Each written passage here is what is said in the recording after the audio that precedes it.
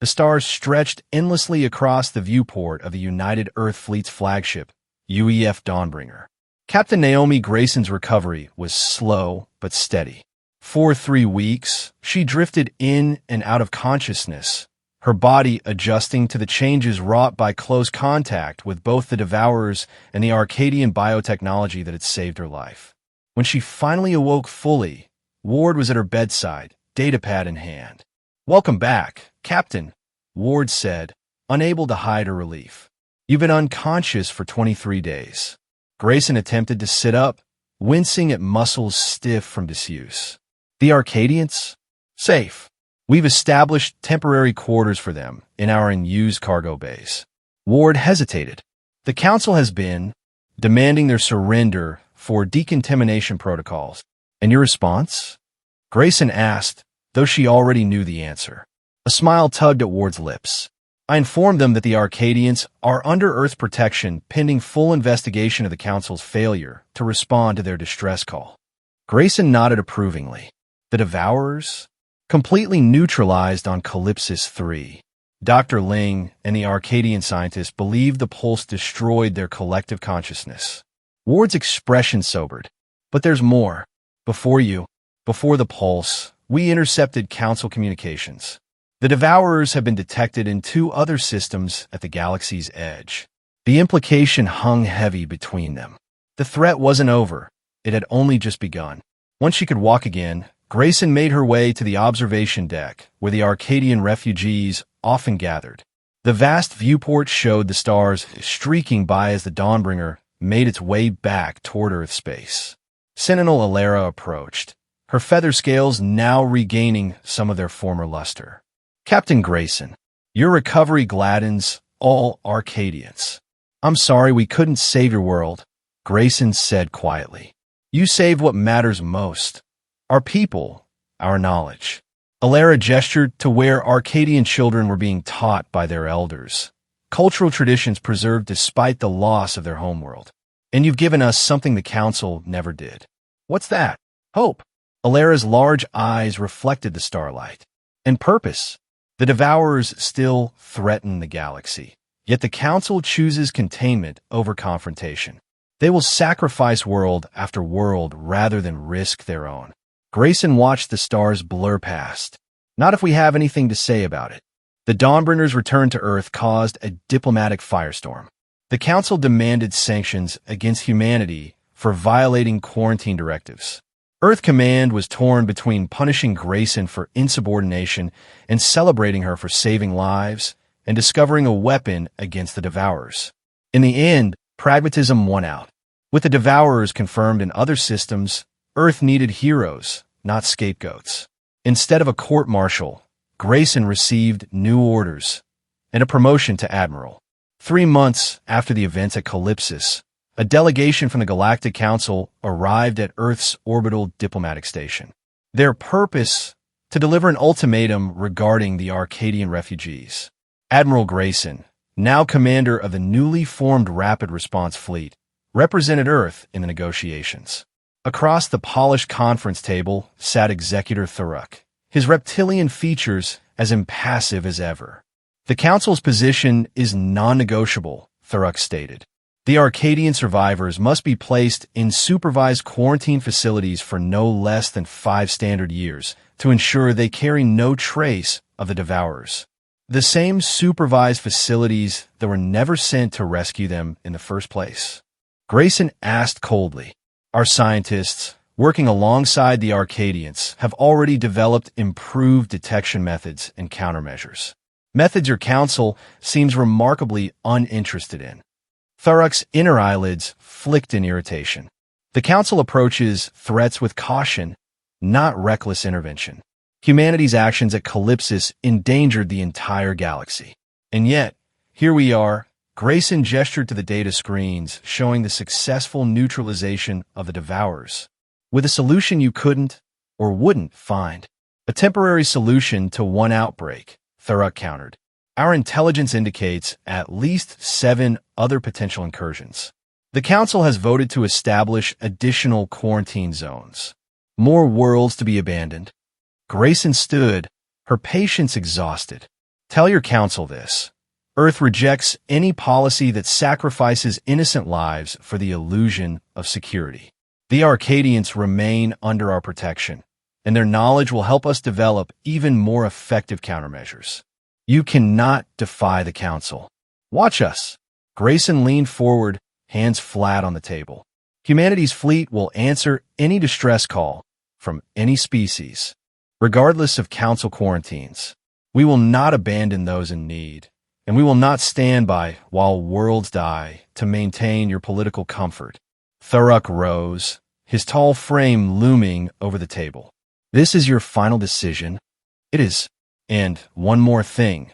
Grayson activated a holographic display showing 5 Earth vessels, each equipped with a new pulse technology developed from Arcadian bioscience. We're deploying these ships to the affected systems immediately. If the Council interferes, we'll consider an act of aggression against both humanity and all sentient life threatened by the Devourers. The Executor's scales darkened with anger. You risk war, Admiral. No, Grayson replied calmly. We're preventing one, the war against extinction that you seem content to lose system by system. After Thurrock departed, First Officer Ward, now Captain Ward of the UEF Lightbringer, joined Grayson at the viewport. That went about as expected, Ward observed dryly. Indeed, Grayson's reflection in the glass looked determined rather than troubled. Is the fleet ready? Ward nodded. 5 ships, our best crews, all equipped with the new pulse generators. The Arcadian scientists have volunteered to serve as technical advisors. And the risk to the crews? Minimal, according to Dr. Ling's latest modifications. The pulse can now be generated remotely, without requiring a biological host at ground zero. Ward smiled slightly. She was quite insistent on that particular improvement. Grayson touched the small scar at the base of her spine, the only visible reminder of how close she had come to death on Calypsis. Can't imagine why. As they watched, the 5 ships of humanity's fleet moved into formation, preparing to depart for the distant systems where the Devourers had been detected. Each vessel bore a new insignia, Earth's traditional laurel wreath surrounding a stylized Arcadian feather scale. The Council won't let this go easily, Ward cautioned. No, Grayson agreed. But neither will we. Every life counts, Ward. That's what makes us human, and what will make us better galactic citizens than those who would sacrifice the few to protect the many. On the primary deck of the flagship UEF Defender, Admiral Grayson addressed the combined crews of humanity's fleet. Around her stood representatives of the Arcadian survivors, their once broken spirits now rekindled with purpose. We embark today not just to fight the Devourers, but to show the galaxy that there is another way forward, a path that values every sentient life, that answers every call for help no matter how distant or desperate. We carry with us not just Earth's determination, but Arcadia's resilience. She turned to the viewport where the endless stars awaited. Let be known throughout the galaxy, when others abandon, we arrive. When others quarantine, we rescue. When others surrender to fear, we stand firm in hope. The engines of 5 ships hummed in perfect synchrony as humanity's fleet departed Earth orbit, carrying with them the combined strength of 2 worlds, one ancient and nearly lost, one young and fiercely determined. Together, they would face the Devourers and whatever lay beyond, guided by a simple truth that had nearly been forgotten in the vast darkness between stars. No call for help would go unanswered. No world would face extinction alone, not while humanity's Deathworlders stood watch. As the fleet vanished into FTL, Admiral Naomi Grayson felt the weight of countless lives on her shoulders, and the strength to carry them forward into the uncertain future that awaited beyond the edge of known space. The sun stood tall, her keen eyes studying the holographic display that hovered before her. The massive ship, a testament to humanity's relentless drive to explore and expand, cut silently through the void at the edge of charted space. For humans, this mission was routine, another diplomatic endeavor to strengthen their tentative position within the Galactic Council. The year 2205 marked the 3rd decade since humanity had joined the interstellar community. Despite technological achievements that had impressed even the oldest species, humans were still viewed with a mixture of fascination and wariness. Deathworlders, they called the people of Earth, beings who evolved on a planet so harsh that their bodies and minds had developed extraordinary resilience and determination. These qualities made them valuable allies, but also potential threats in the delicate balance of galactic politics. "Captain, we're receiving an unusual transmission," announced Communications Officer Tenzin, his brow furrowed in concentration. "It's repeating on a frequency rarely used by council members." Grayson approached his station, her military boots clicking against the polished deck. "Origin: the Calypsis system, Captain. Uninhabited according to our database, or at least supposed to be." Tenzin's fingers danced across the console. "It's encrypted, but there's a clear SOS pattern embedded in the carrier wave." Before Grayson could respond, a message flashed across her personal terminal. The Galactic Council was already aware of the signal. Their directive was unambiguous: avoid the Calypsis system at all costs. The area had been placed under quarantine due to unspecified hazards. Grayson's jaw tightened. In her 15 years of service, she had never disobeyed a direct order from Earth Command, let alone from the Council itself. But something felt wrong about this situation. Desperately wrong. "Play it," she commanded. The bridge speakers emitted a series of discordant tones and clicks, punctuated by static. To most ears, it would sound like random noise, but Grayson had been trained to recognize distress patterns across multiple communication systems. "That's definitely a plea for help," she muttered. "Tenzin, route this to Dr. Ling in science. I want to know everything about this signal. Who sent it, when, and what they're saying." Lieutenant Julian Park, the tactical officer, stepped forward. His expression was grave. "Captain, Council quarantine directives are absolute. Violation carries severe penalties, including revocation of our fleet's operating rights in Council space." Grayson nodded. "I'm aware of the regulations, Lieutenant. The Council must have reasons for the quarantine," First Officer Alicia Ward added, her voice measured but carrying an edge of concern. "Perhaps they've already dispatched specialized rescue teams." Grayson stared at the holographic representation of the Calypsis system, a binary star with at least 3 planets and an asteroid belt.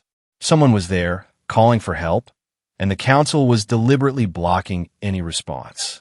If the Council had sent help, Grayson said softly, that signal wouldn't still be broadcasting. She straightened her uniform jacket, decision made. "Set course for the outer boundary of the Calypsis system. We'll conduct long-range scans from the quarantine perimeter." Ward's eyes widened. "Captain, that's dangerously close to violating the directive. The directive prohibits entering the system. It doesn't forbid observing from a distance." Grayson returned to her command chair. "We're explorers, First Officer Ward, and part of exploration is ensuring we don't abandon those in need." As the Dawnbringer altered course, Grayson felt the weight of her decision. Her parents had both served in Earth's military before humanity reached the stars. They had taught her that leadership meant making difficult choices, especially when regulations conflicted with conscience. Still, doubt gnawed at her. Was she risking her crew, her ship, and potentially humanity's standing among the stars for what might be a trap or a misunderstanding? The signal continued its plaintive rhythm through the ship's systems as they journeyed toward Calypsis, each pulse like a heartbeat growing fainter by the hour. In her quarters that night, Grayson reviewed every regulation regarding quarantine zones and distress protocols. The Council's rules were clear, but their reasoning for this particular quarantine remained cryptic. Just before sleep claimed her, she made her decision. Once they reached the system's edge, if the signal persisted, she would find a way to help. Council directives be damned. The fate of unknown lives, and perhaps her own career, now hung in the delicate balance between duty and compassion. The Dawnbringer sliced through space, engines humming with barely contained power. In the officers' mess, Captain Grayson had gathered her command staff. The holodeck between them displayed the Calypsis system in meticulous detail, the repeating SOS signal represented by a pulsing red dot on the third planet. We've been monitoring for 12 hours, Grayson began, her voice steady despite her exhaustion. The signal hasn't changed in frequency or content. It's automated, designed to continue indefinitely until help arrives or power fails. Lieutenant Park manipulated the hologram, zooming in on the signal's origin. Our long-range scans detect evidence of settlements on Calypsis 3. There's also significant orbital debris consistent with recent destruction. A battle? Ward asked, her earlier skepticism now tempered with concern. Park nodded grimly. The debris pattern suggests coordinated attacks rather than natural disasters or accidents. Dr. Amara Ling, the ship's chief scientist, cleared her throat. She was a diminutive woman with sharp eyes that seemed to calculate every variable in any given situation. We've made progress deciphering the signal, she said, sending data to the holodable. It contains biological markers, DNA sequences embedded in the transmission. A species identifier? Grayson asked. More like a genetic passport, Dr. Ling explained. Many advanced civilizations use them for secure communications. This one belongs to a species called the Arcadians. According to our database, they're a peaceful, technologically advanced race specializing in biological sciences. Ward frowned. If they're so advanced, why haven't they sent ships to evacuate? That's what worries me, Dr. Ling said. The Arcadians are council members, albeit minor ones. They should have received immediate assistance. A charged silence filled the room as the implications sank in. The council had not only ignored the distress call, they had established a quarantine to prevent anyone else from responding. I've made my decision, Grayson announced. We're entering the Calypsis system. Ward's spine stiffened. Captain, with all due respect, that's a direct violation of council orders. I'm aware, First Officer. The crew deserves to know the risks, Ward insisted. We could all face charges of insubordination or worse. Grayson met her gaze unflinchingly. Then log your objection officially. But know this, I cannot and will not ignore a call for help, especially when those who should respond have chosen to abandon their duty. Park leaned forward, tactical mind already working. If we're doing this, we need to be smart. Council monitoring buoys are positioned at every official entry point to the system. Then we don't use official entry points, Grayson replied. Dr. Ling, is it possible to mask our drive signature? The scientist nodded slowly. We could vent plasma in controlled bursts to mimic the radiation patterns of a comet. It won't fool detailed scans, but casual monitoring wouldn't distinguish us from natural phenomena. Do it, Grayson ordered. Lieutenant Park, plot a course that keeps us within the system's asteroid belt as long as possible. First Officer Ward, prepare a full emergency response team. If there are survivors on Calypsis 3, they may need immediate medical attention. As the meeting concluded, Ward lingered behind. Captain, she said quietly, I want you to know that while I've logged my concerns unofficially, I believe you're making the right choice. Grayson nodded, grateful for the support. Let's hope history agrees with us both. The Dawnbringers' altered course did not go unnoticed.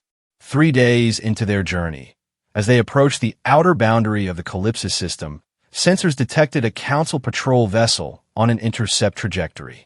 They're hailing us, Tenzin reported from communications. Grayson squared her shoulders. On screen, the view screen flickered to life, revealing a stern-faced Zaladian officer. The reptilian features of his species made his expressions difficult for humans to read, but his tone conveyed clear suspicion. UEF Dawnbringer, you have deviated from your registered flight plan. State your purpose in this sector. Grayson responded with practiced, diplomatic poise. We're conducting deep space stellar cartography of the region adjacent to Calypsis. The binary star system provides excellent calibration parameters for our sensors. The Zaladian's inner eyelids flicked, a sign of skepticism. Your current trajectory will bring you dangerously close to the quarantine boundary. We're well aware of the restriction and will maintain appropriate distance, Grayson assured him. Our science division has proper clearance for this research. After a tense moment, the Zaladian nodded. Proceed with your survey. but be advised that the quarantine remains absolute. Any violation will result in immediate sanctions against your vessel and potentially against Earth itself.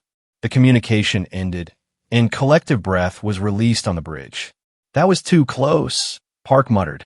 And not entirely convincing, Ward added. They'll be watching us more closely now. Grayson turned to Dr. Ling, who had been working tirelessly to decode more of the Arcadia message. Please tell me you have something that justifies nearly starting an interstellar incident. Dr. Ling's expression was grim as she transferred her findings to the main display. The message contains more than just an SOS.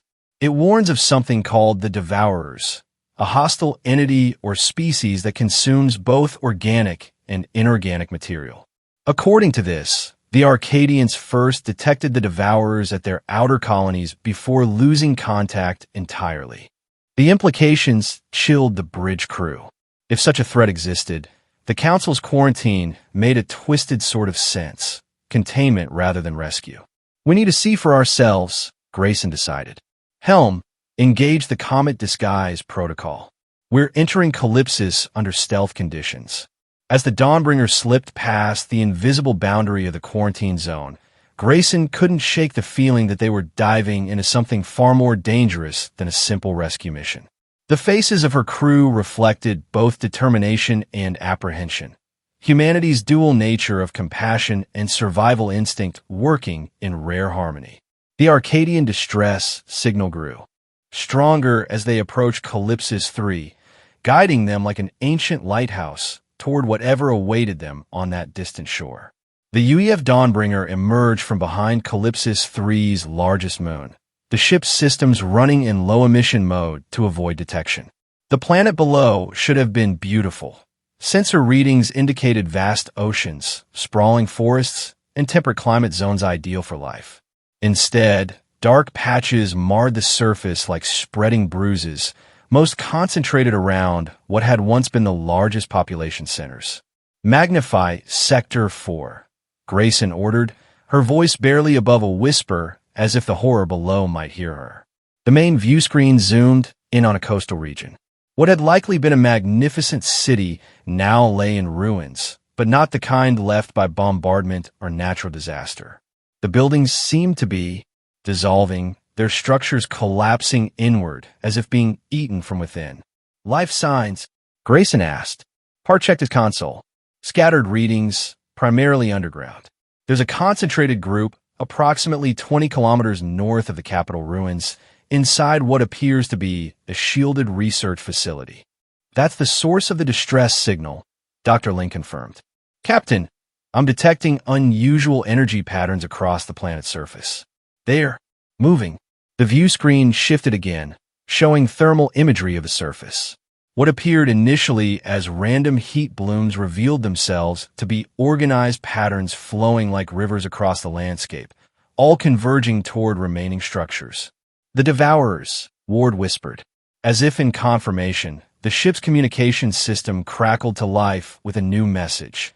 Not the automated SOS, but a real-time transmission in broken Standard Galactic. Unknown vessel. Please respond. Sanctuary breached. Days remaining. Grayson leaned forward.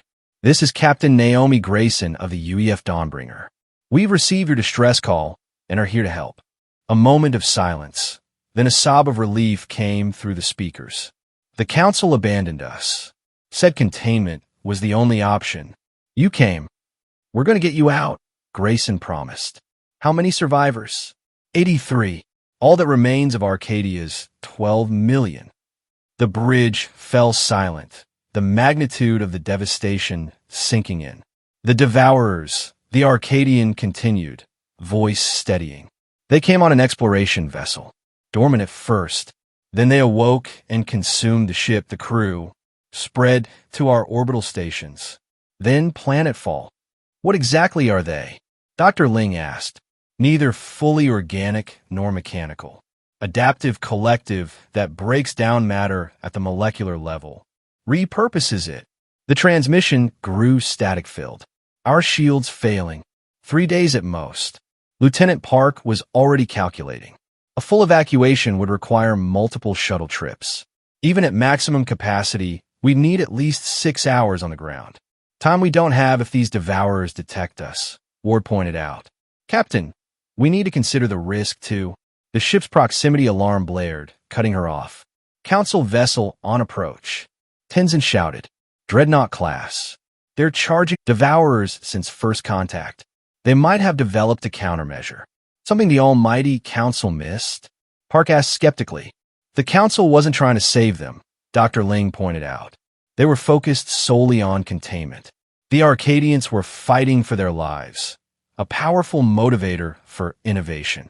Grayson didn't hesitate. Park, prepare a ground team. Ward, you have the bridge. Keep that dreadnought occupied, but do not initiate fire unless fired upon. Captain, you can't be serious about going down there yourself, Ward protested. I made the decision to violate the quarantine. I'll face the consequences. Grayson headed for the lift. Dr. Ling, you're with me. The rest of you have your orders. The shuttle bay was a flurry of activity as Grayson, Dr. Ling, Park, and a small tactical team prepared for descent. They donned environmental suits designed for hazardous conditions, each equipped with personal shields and emergency transponders. The devourers appear to sense energy emissions, Dr. Ling explained as they boarded the shuttle. We'll need to land at least 5 kilometers from the research facility and approach on foot to avoid drawing attention. As the shuttle prepared to launch, a final communication came from the bridge. Ward's voice was tense but resolute. Captain, we've detected multiple Council vessels entering the system. Whatever you're planning, do it fast. We'll buy you as much time as we can.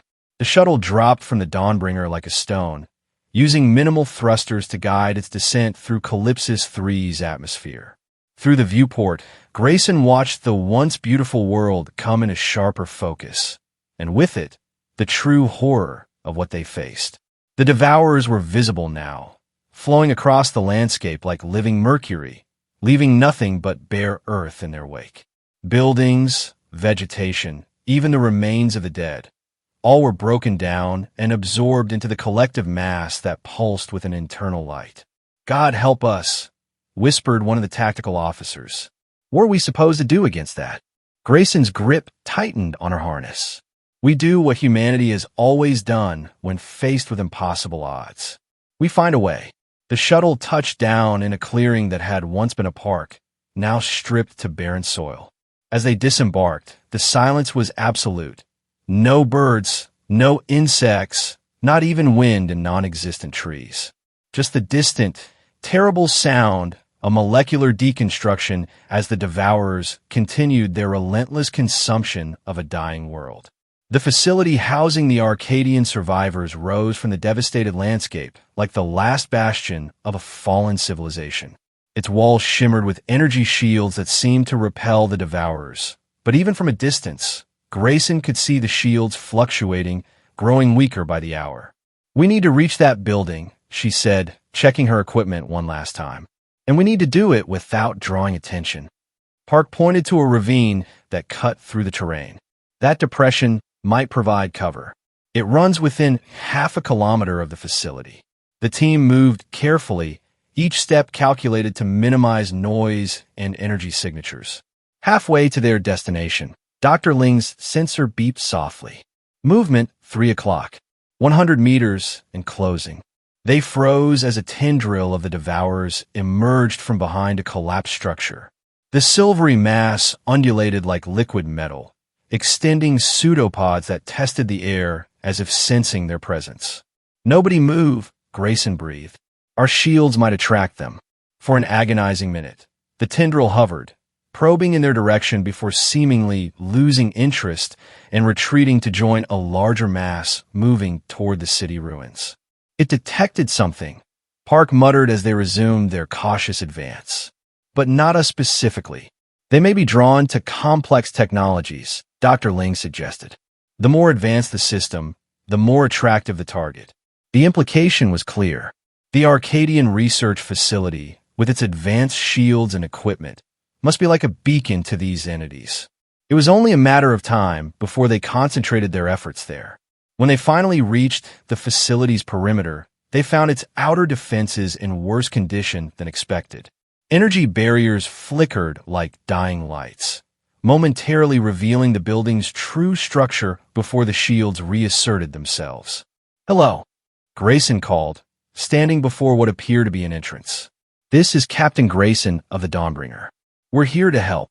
The shield directly in front of them shimmered, then parted to create an airlock-like opening. "Quickly," urged a voice from within. "The corridor shield can only remain open for 5 seconds."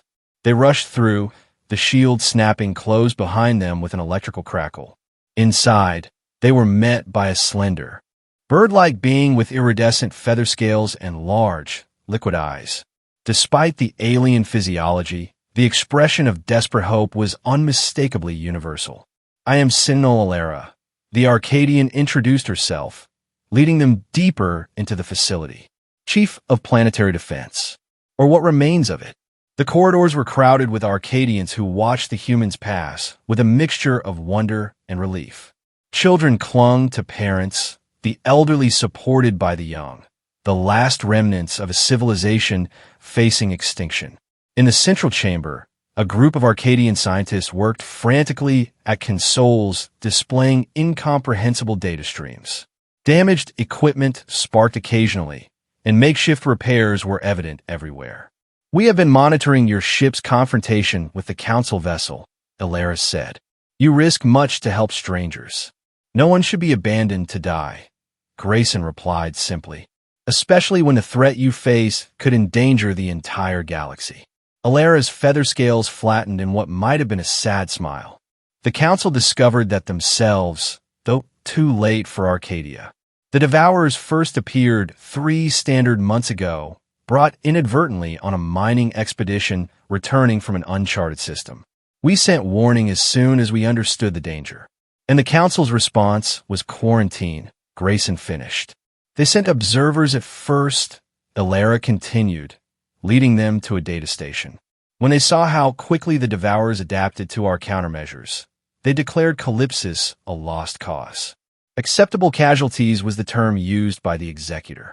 Dr. Ling had already begun examining the Arcadian research. Your people have been studying these entities. Have you found anything useful? The lead Arcadian scientist, introduced as Vector Talon, nodded eagerly.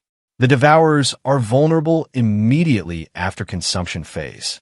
They require approximately 3.6 minutes to integrate new material into their collective. During this integration, they're susceptible to precisely calibrated electromagnetic pulses. An EMP weapon? Park asked. Not exactly, Talon explained. Standard electromagnetic pulses are too broad spectrum. We need to target the specific frequency at which the Devourers communicate within their collective. Dr. Ling was already connecting her equipment to the Arcadian systems. With your data, I believe we can modify the Dawnbringer's deflector array to generate the precise pulse required.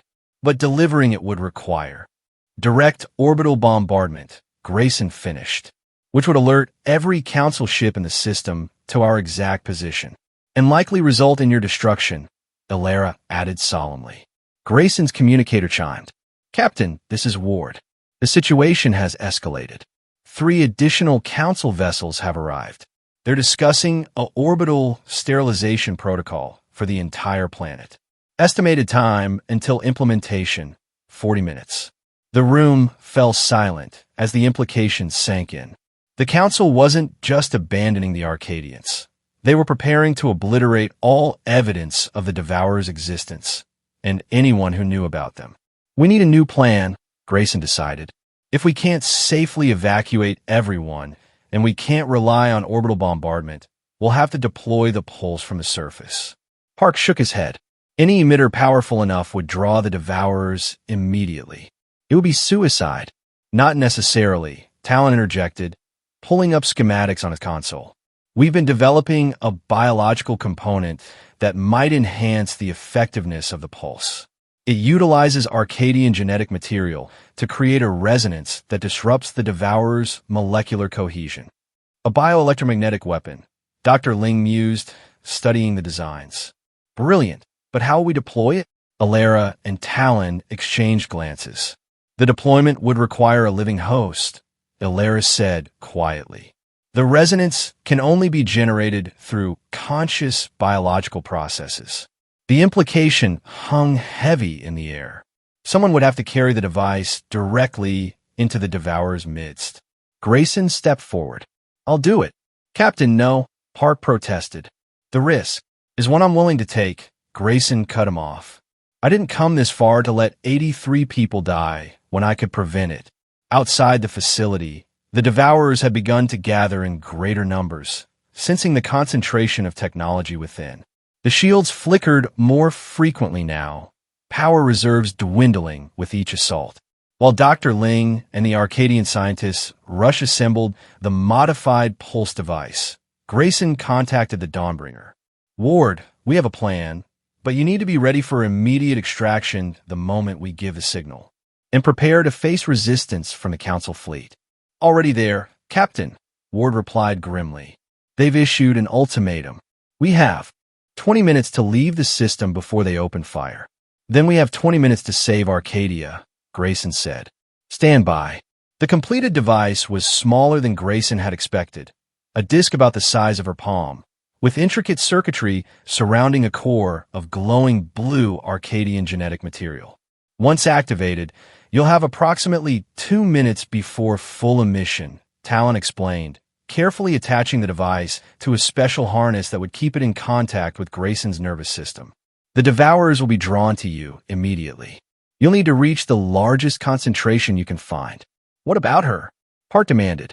How does she survive the pulse? Ilara's silence was answer enough. No, Park insisted. There has to be another way. There isn't time, Grayson said simply. She turned to Ilara. Get your people ready for evacuation. When the pulse hits, the Devourers should be disoriented long enough for our shuttles to land. The farewell was brief. There was no time for lengthy goodbyes. As Grayson prepared to leave the relative safety of the facility, Dr. Ling pressed a small device in her hand. A locator beacon, the scientist explained. If there's any chance at all. Grayson nodded, tucking it into her suit. Take care of them, she said to Park. That's an order. The shield opened one last time, and Captain Naomi Grayson stepped out to face the Devourers alone. The silvery mass had grown enormous, surrounding the facility on all sides like a metallic sea eager to swallow the last island of life. She activated the device against her spine and began to run. The response was immediate. The Devourers sensed the unusual energy signature and surged toward her, abandoning their assault on the facility. Grayson pushed herself harder, drawing them as far from the Arcadians as possible while still remaining within effective range of the pulse. Through her communicator, she could hear the frantic voices of her crew and the Arcadian scientists, monitoring her life signs and the approaching wave of destruction. The silver tide gained on her with every step, pseudopods reaching out hungrily. 1 minute left. Grayson reached a clearing that had once been the center of an Arcadian city. Perfect. The Devourers flowed in from all directions, encircling her in a glittering ring that grew tighter by the second. Ward, she gasped into her communicator. Begin the evacuation sequence. Get those people out of there. Captain, Ward began. That's an order, First Officer. 30 seconds.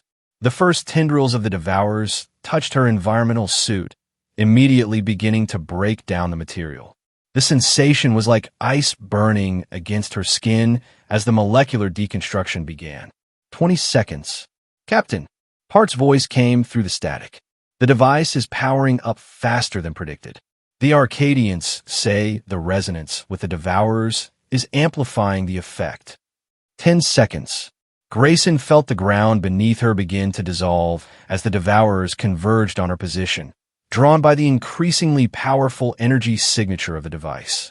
Her vision swam as the pain intensified. 5 seconds. Get them home, she whispered, unsure if her communicator was still functioning. A blinding blue light erupted from the device, expanding outward in concentric rings that tore through the Devourers like a shockwave. Their collective mass convulsed, individual components separating as the carefully calibrated pulse disrupted the forces binding them together. And then, darkness. Aboard the Dawnbringer, First Officer Ward watched in horror as the pulse erupted across the planet's surface. The massive bloom of energy temporarily disabled their sensors, leaving them blind to what was happening below. "Captain Grayson's life signs?" she demanded. The medical officer shook his head. Signal lost at the moment of detonation. The bridge fell silent, grief momentarily overriding the urgency of their situation. "Council vessels are moving into bombardment position," Tenzin reported, breaking the spell. "They're targeting the impact zone." Ward straightened in the command chair. "Not while I'm in charge. Shield status. Fully charged and ready. Weapons online and locked on the lead council vessel." Ward took a deep breath. "Maintain position between their fleet and the planet. Launch all evacuation shuttles immediately." On the view screen, the council dreadnought loomed ever larger, its weapons ports glowing with building energy. "They're hailing us," Tenzin announced. Executor Thuruk's face appeared, his expression a mask of cold fury. "First Officer Ward, you are interfering with a council containment operation. Move your vessel or be destroyed." "We're evacuating survivors," Ward replied firmly. 83 Arcadians who have developed a countermeasure against the Devourers. A countermeasure you could have helped create instead of abandoning them to die. Those survivors could be contaminated. The risk has been mitigated, Ward interrupted. Our scans confirm the Devourers have been neutralized. The pulse worked. Thuruk's inner eyelids flicked rapidly in agitation. "Even if true, you have violated quarantine. The penalty is worth paying to save innocent lives," Ward finished. "My captain taught me that. Now, you can either help us complete this evacuation, or you can fire on a ship conducting a rescue operation. Your choice, Executor." The standoff lasted several tense minutes while the evacuation shuttles raced to and from the surface. With each successful trip, more Arcadian refugees crowded the Dawnbringer's medical bay and temporary quarters. When the last shuttle docked, carrying Park, Dr. Ling, and the final group of Arcadian scientists, Ward allowed herself a moment of relief before remembering the price of their success. "Any sign of the captain?" she asked, already knowing the answer. Park shook his head grimly. The blast zone was completely reconfigured at the molecular level. There's nothing left to find. The Council fleet maintained their threatening posture, but made no move to attack as the Dawnbringer began its withdrawal from the Calypsis system. Perhaps Thuruk was calculating the political consequences of firing on a human vessel engaged in a humanitarian mission. Perhaps something resembling conscience had finally penetrated his rigid devotion to protocol. Whatever the reason, the Dawnbringer escaped with its precious cargo of survivors, the last children of Arcadia, now homeless but alive. 3 days later, in the Dawnbringer's medical bay, Dr. Ling was examining a peculiar energy signature detected in a cavern system near the pulse detonation site. The final evacuation shuttle had picked up the faint signal just before departure, but in the chaos of escape, the data had been set aside for later analysis. "This can't be right," she muttered, running the scan again. "These patterns match." She bolted from her station, rushing to find First Officer Ward. "We need to go back," she said breathlessly, thrusting the data pad forward. "Now." Ward scanned the readings, her eyes widening. "Is that Captain Grayson's locator beacon?" Dr. Ling confirmed. "And look at these bioreadings. They're distorted, but definitely human." Within hours, the Dawnbringer had reversed course, racing back to Calypsis 3 against all regulations and common sense. The Council fleet had withdrawn, evidently satisfied that the threat had been contained. The rescue team, led by Park and Dr. Ling, descended to the coordinates of the faint signal. Where the Devourers had once flowed like silver rivers, now only inert dust remained, scattered across the landscape like ash. The cavern was deep, its entrance partially collapsed by the pulse detonation. Inside, they found her, Captain Naomi Grayson, unconscious but alive, her environmental suit in tatters, but her body somehow intact. Later, in the ship's medical bay, the explanation became clear. The Arcadian biocomponent had not only generated the destructive pulse, but had also, in some miraculous conjunction of alien biology and human resilience, created a protective field around its host at the moment of detonation. The cavern collapse had shielded her from the Council's subsequent scans. Gray,